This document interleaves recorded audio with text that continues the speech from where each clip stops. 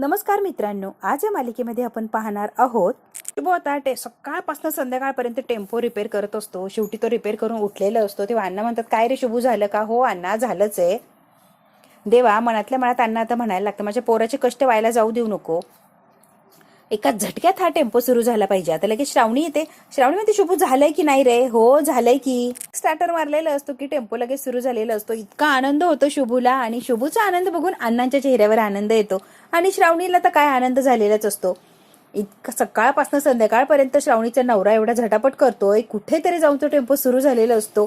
तिला खूप आनंद झालेला असतो आणि शुभूच्या चेहऱ्यावर जो आनंद आहे ना, खरंच बघण्यासारखा. इतकी मेहनत केलेली असते, शेवटी त्या मेहनतीचं फळ त्याला मिळालेलं असतं. शुभूला घट्ट अशी मिठी मारता, शुभू पोरा तू करून दाखवलंस रे. घरात पडलेला टेम्पो कष्टानं पुन्हा सुरू केला. कमाल या शुभू, खरंच कमाल. कौतुक नंतर करा. ड्रायव्हर सीटवर बसा आणि एक राऊंड मारून या. कसा खटाखट चालतो ना, तुम्ही बघा. अण्णा म्हणतात, नाही नाही, तू एवढी मेहनत घेऊन चालू केलाय ना, तूच चालवायचं.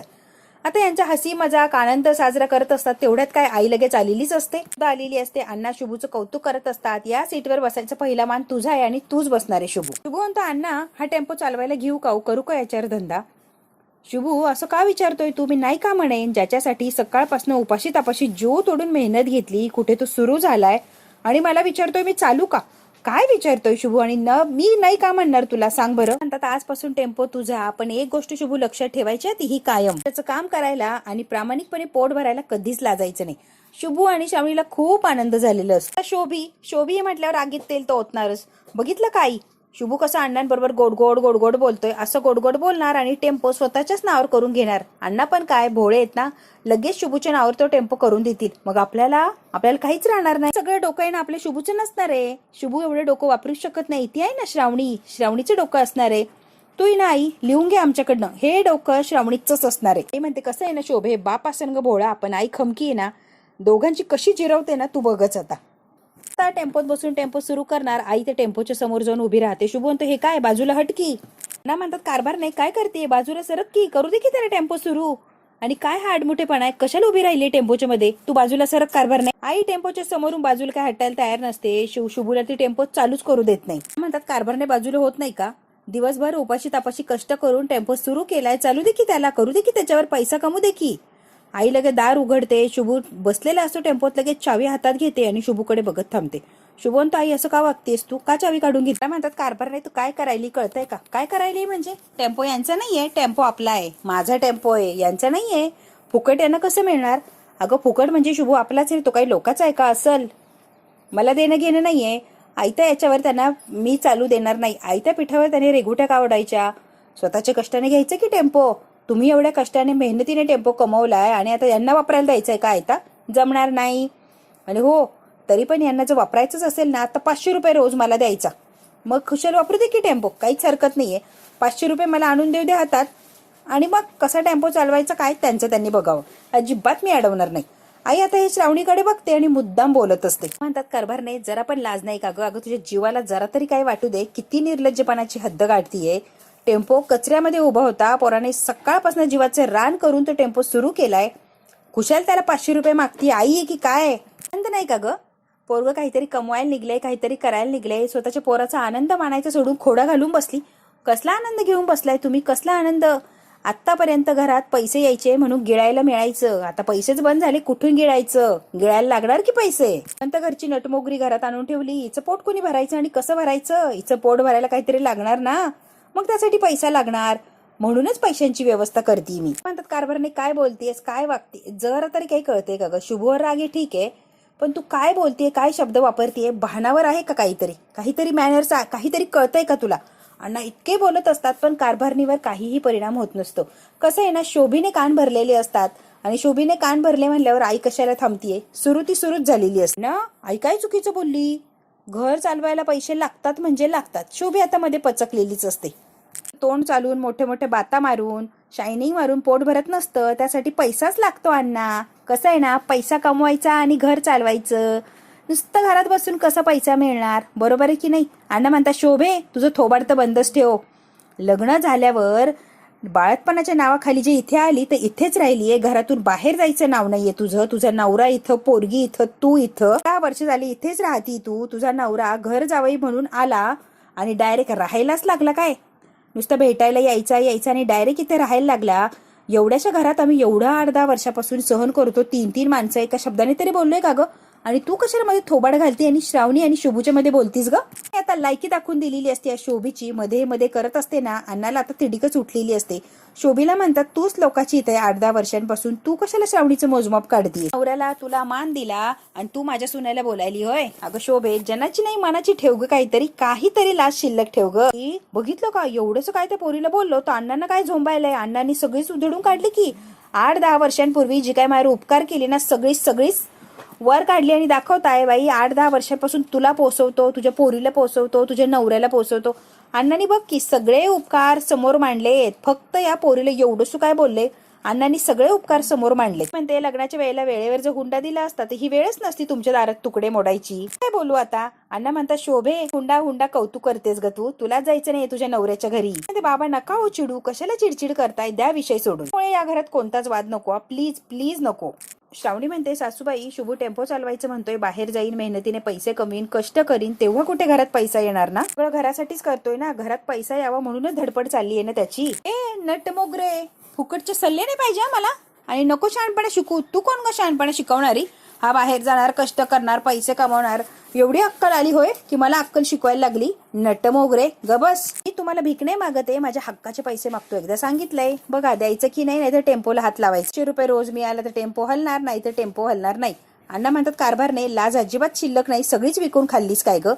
शुभ म्हणतो अण्णा तुम्ही शांत व्हा, नका तिच्यावर चिडू. रोज टेम्पोचं 500 रुपये भाडं मिळन, मंजूर? आता तरी चावी दे. शुभूने हा सौदा केलेला अजिबात आवडलेला नसतो. अण्णाला राग येत असतो, लाज वाटत असते स्वतःच्या बायकोची आणि पोरीची.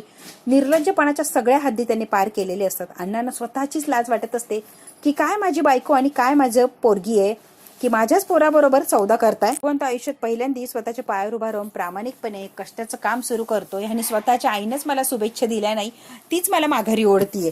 शुभ आता मनातल्या मनात हे सगळं बोलत असतो आणि खूप त्याला वाईट वाटलेलं असतं. चाललेलं असतो कामाला, असंच जाऊ नको रे. काय झालंय श्रावणी, नवीन कामाची सुरुवात करतोयस ना, जरा थांब. त्यांचे आशीर्वाद घ्यायचे असतात रे, सुद्धा करायचं असतं. थांब जरा, 2च मिनिटं थांब. पळाल का शुभूला? मध्ये निघून गेलेली असते, तिला होही म्हणत नाही आणि नाही म्हणत नाही, आणि आई आता आतमध्ये निघून जाते. आता वाईट वाटलेलं असतं, दोघीही निघून जातात. शोभीही गेलेली असते, आई सुद्धा गेलेली असते.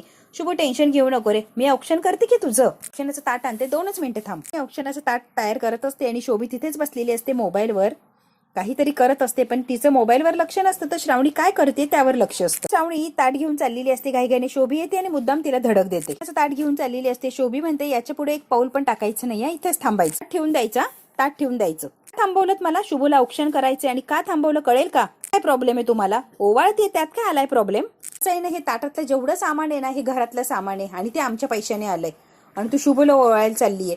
तुझं सामान आणून ओवाळ की त्याला. आमच्या पैशातल्या सामानाने कशाला ओवाळतीये त्याला? अधिकारच नाहीये घरातल्या वस्तूंवर, आणि कसले औक्षण करायला चाललीये ताट घेऊन? त्यामुळे ताट मुकाट्यानं खाली ठेवायचं, अजिबात शहाणपणा करायचा नाही. शोभी इतकी नीच पातळीला गेलेली असते की साधं औक्षण सुद्धा करू देत नाही. म्हणते हे सगळं घेऊन कुठे पळून नाही चालले, ओवाळून झालं की परत आणून ठेवणार आहे. चुरू बोलायला लागली का? फक्त ताट खाली ठेव म्हटलं तर एवढी काय सुनावती आम्हाला? मोठी फुकटी. आमचंच ताट घेतलं आणि चालली ओवाळायला, म्हणे पळून नाही चालले ना आमच्याच घरातल्या.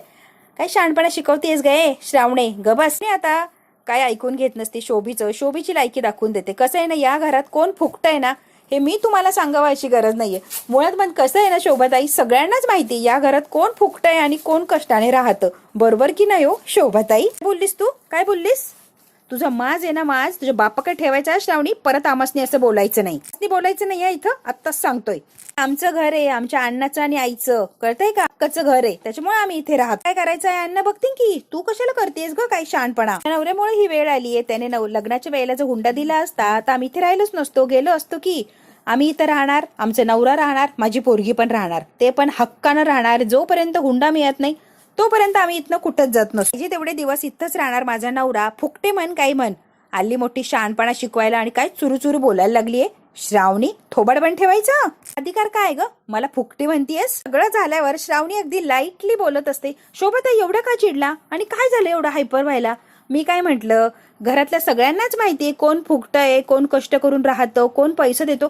फुकट म्हणल्यावर एवढं काय झोंबलं तुम्हाला? मी तुम्हाला बोललीच नव्हती. नाव घेतलं नाही, शशांक भाऊजींचं नाव घेतलं नाही. तुम्हाला कसं कळलं तुम्ही फुकट आहे? ते जागेवरती शोभी खुडवलेली असते आणि तिचे दात तिच्याच घशात घातलेले असतात. तुम्हाला कळलं ना, मी तुमच्याच बद्दल बोलती. याला काय म्हणतात माहिती का शोभताई? चा. काय म्हणलीस तू? म्हणजे आम्हाला शिव्या द्यायला लागली? श्रावणे, आत्ता सांगून ठेवतो, शिव्या बिव्या द्यायच्या नाही. इतकी तू हद्द पार केली की मला शिव्या देते. आमासनी शिव्या द्यायला लागली. श्रावणी म्हणते, शोभाताई शिव्या बिव्या दिल्या नाही या, उगा धचमग करायला जाऊ नका आणि कांगावा करू नका. शिव्या बिव्या मी अजिबात दिलेल्या नाही. त्याच्या मनात चांदणं असं म्हणले मी. मनात पाप असतं ना शोभाताई. असंच वाटतं की समोरचं आपल्याबद्दलच बोलतोय, आपल्यालाच उद्देशून बोलतोय, कारण त्याच्या मनात पाप असतं ना, त्यामुळे तो स्वतःलाच गृहीत धरत असतो नेहमीच. असं असतं शोभाताई. आता तसंच झालं. शोभीची खरंच बोलती बंद केलेली असते श्रावणीने. अशी तिला बोलण्यात गुंडाळलेली असते की शोभी ततममच करायला लागलेली असते. श्रावणी, तुझी मोठी ननंद आहे, या घरची लेक आहे, याचं जरा भान बाळगा आणि माझ्याशी जरा व्यवस्थित बोलत जा. अशा आदराने बोलायचं आणि डोळे खाली ठेवून बोलायचा. मोठी ननंद मी आणि माझ्याशी तसंच वागायचं. नंदेला नंदेचा मान द्यायचा, डोळे खाली ठेवायचे आणि मग माझ्याशी बोलायचं. कळतंय का श्रावणे? लक्षात ठेव बरं. आता ही शोभीला माहिती असतं मला बिलकुल इज्जत नाहीये, काडी मात्र इज्जत नाहीये. तोंडाने मागून इज्जत कमवण्याचा प्रयत्न करत असते, पण खरं तर इज्जत नसतेच तर ती कुठून मिळणार? असते. काय चाललंय ग? केवढा कालवा आणि काय ही बडबड बडबड बडबड. पण अंगणात आवाज येतोय. काय चाललंय तुमचं? का नाही आवाज येणार? आमचाच आवाज आला असेल. हो सून, शुभूची बायको भर घरात आम्हाला शिव्या देते. शिव्या घरात आमसनी शिव्या दिल्या हिनं. आणि शोभी नाटकं करत असते, रडत असते, कांगावा करत असते. आयुष्यात कधीच शिव्या नाही ऐकल्या आई आणि हिने शिव्या दिल्यात आम्हाला. बघितलं का शिव्या दिल्या? शिव्या आयुष्यात कधी शिव्या नाही ऐकल्या आणि आता डायरेक्ट शिव्या देतीये. तू तिनं शिस्त लावायला. हिचं काय ग? हिला काय आई आहे का? पण नाहीये. श्रावणी म्हणते, बासा आता एक काही शब्द बोलाल तर माझ्या इतकी वाईट कोणी सापडणार नाही. सासूबाईंना उलटून बोलत नाही, कारण त्या आई समान आहे आणि माझ्या मनात त्यांच्याविषयी आदर आहे. त्यामुळे मी त्यांना कधीच उलट उत्तर देत नाही. तुमचं काय? तुमच्याबद्दल काय? काहीही बोलायचं नाही आणि मर्यादा तर अजिबात ओलांडायची नाही. पहिलं शेवटचं सांगते शोभाताई, मर्यादेत राहा, मानात राहा, नाही तर इज्जत काय काहीच मिळणार नाही माझ्याकडनं. फुकटी म्हणाला, माझ्यावर संस्कार नाही असं म्हणालात, बरोबर ना? नाही येत त्यावरनं मला बोललात. आई नव्हतीच, बरोबर ना? पण माझी काकू होती आणि तिने छान संस्कार केलेत माझ्यावर. त्यांच्या शिस्तीत वाढलीये मी ना. आता या विषयावर तुमच्याशी बोलत बसायचं नाहीये. नवऱ्याचा कामावर जायचा पहिला दिवस आहे आणि मला ना टाइमपास करायचं नाहीये. ती शांत ठेवायची आणि त्याला ओवाळायचंय. आनंदाची गोष्ट आहे ना, म्हणून त्याला ओवाळायचंय. का अडवलं हे सगळं का करता? मला हे सगळं चांगलंच माहिती. तुम्ही सगळं मुद्दाम करताय, माहितीये ना मला. शांत आहे ना, त्याचा फायदा घ्यायचा नाही आणि संयमाची मर्यादा पार करायला भाग पाडू नका. संयमाची मर्यादा जर मी ओलांडली ना तर मग काय खरं नाही. शोभाताई फार शांतपणे सांगते मी. इतकी जिरवलेली असते तरी निर्लज्ज शोभी, तिला लाजही नसते आणि स्वतःचा सेल्फ रिस्पेक्टही नसतो. श्रावणीने एका मिनिटातच इतक्या वेळा तिचा अपमान केलाय तरी सुद्धा तिला अजिबात लाज नसते. निर्लज्ज असते ही शोभी. श्रावणी ते पूजेचं ताट असतं ते औक्षणाचं देवापुढे तसंच ठेवते आणि बाहेर निघून जाते. शोभी म्हणते, आई बघितलं ना केवढी बोलून गेली, आमासनी केवढी बोलून गेली, ती किती अपमान केला आमचा. आम्ही कधीच कोणी तुझ्यासमोर एवढं बोललो नाही आणि बघ की कशी फाड बोलून गेली ती. बाई अवघड आहे आई. आगीत तेल होतच असते. नालायकपणाची तिने हद्द पार केलेली असते. उद्या आहे ना ही पोरगी तुला सुद्धा घराच्या बाहेर काढायला मागं पुढे बघणार नाही. लिहून घे आमच्याकडून, पोरगी आहेस तशी, तुला हाताला धरून बाहेर काढे नाही. बोलली ती, केवढं बोलली बापरे. अण्णा आणि शुभू आता बाहेर उभे असतात. अण्णा म्हणतात, श्रावणीला इतका वेळ का लागतोय आरतीचं ताट आणायला?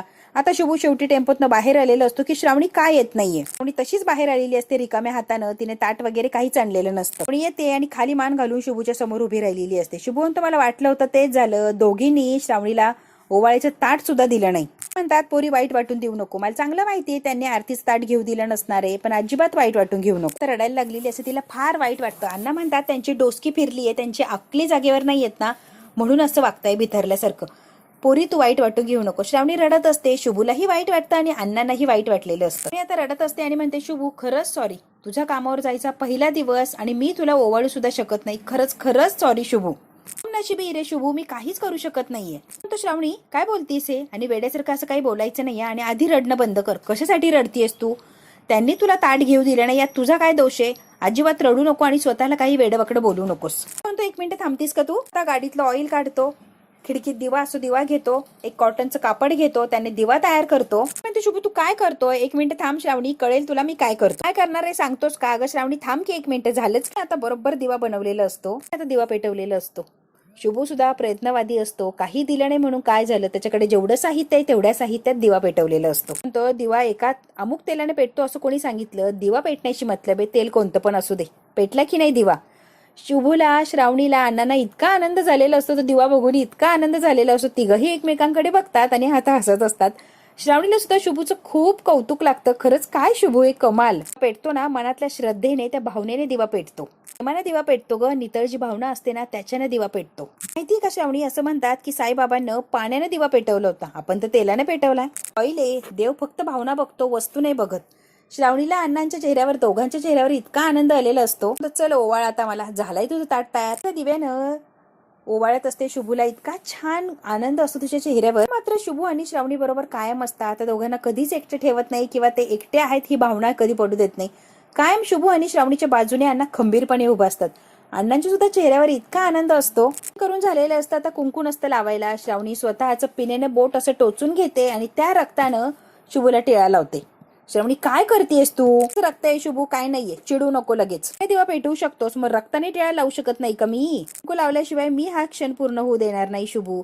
शुभू आणि श्रावणी खूप जिद्दी असतात आणि एकमेकावर इतकं प्रेम असतं की त्या प्रेमासाठी ते काहीही करायला तयार असतात. त्यांचं एकमेकांवर असलेलं हे प्रेम बघून इतकं कौतुक वाटतं की श्रावणी सुद्धा काय कमाले आणि शुभूही त्याहून कमाले. दोघांची जोडी खरंच देवाने विचार करूनच बनवली. अण्णांना इतकं कौतुक वाटत असतं. त्याच ज्या बोटातून रक्त आहे तसं त्या बोटाने गाडीवर सुद्धा स्वस्तिक काढते आणि गाडीचं सुद्धा ऑप्शन करते. अण्णांना इतके तृप्त झालेले असतात अण्णा यांचं प्रेम आणि श्रावणीचे संस्कार बघून की खरंच शुभूला काय बायको मिळाली. खूप समाधान वाटत असतं अण्णांना. पासून आशीर्वाद घेतलेले असतात गाडीचे. गाडीला मनापासून तिने नमस्कार केलेला असतो की आम्हाला सगळ्यांना तू भरभराट दिलीस, तू चालली तर आमच्या घरात भरभराट येऊ शकते, भरपूर आम्हाला यश दे, म्हणून त्या लक्ष्मीचे तिने आशीर्वाद घेतलेले असतात श्रावणीनं. तर चल श्रावणी, पहिल्या फेरीची पहिली प्रवासी तू, तुम्ही पण चला की. अण्णा म्हणतात नाही नाही तुम्ही दोघांनी जा, मी नको. मस्त चक्कर मारून या चला. आणि श्रावणी जोडीनं निघालेले असतात टेम्पोत बसून. पहिलाच प्रवास असतो त्यांचा. अण्णा इतके कौतुकाने बघतात. हा भाग तर इथे संपलेला असतो. पुढच्या भागात काय होणार आपण अगदी थोडक्यात बघूया. आता टेम्पो चालून जे पैसे मिळालेले असतात, जी पहिली कमाई असते ते आईच्या हातात देतो. आई ही माझी कष्टाची पहिली कमाई. आई त्याचा हात धुडकावून लावते, नकोय मला ते पैसे. अण्णा म्हणतात शुभ एक काम कर की, त्याची जी लक्ष्मी असते ना, ती घरातली जी खरी लक्ष्मी ना, तिच्या हातात ही पैशांची लक्ष्मी द्यायची असते. ती लक्ष्मी कोण आहे? तुझी बायको. तिच्या हातात दे की, तिचा मान आणि तिचा अधिकार आहे ही लक्ष्मी घेण्याचा. हे पैसे मी कायम जपून ठेवेन. आई म्हणते हो ना, पैसे जपून ठेवण्याची बाता करायच्या आधी ठरलेलं भाडं ठेव आणि मग पैसे जपून ठेव. शुभू आणि श्रावणीला मुद्दामून त्रास देत असते. बघू आता श्रावणी आईला पैसे देणार का आणि त्यावर अण्णा काय म्हणणार. आई त्या पैशांचं नक्की करणार काय, हे जर बघायचं असेल तर बघायला लागणार आपल्याला पुढचा भाग. हा भाग इथेच संपतो. व्हिडिओला लाईक, शेअर, सबस्क्राईब नक्की करा. धन्यवाद मित्रांनो.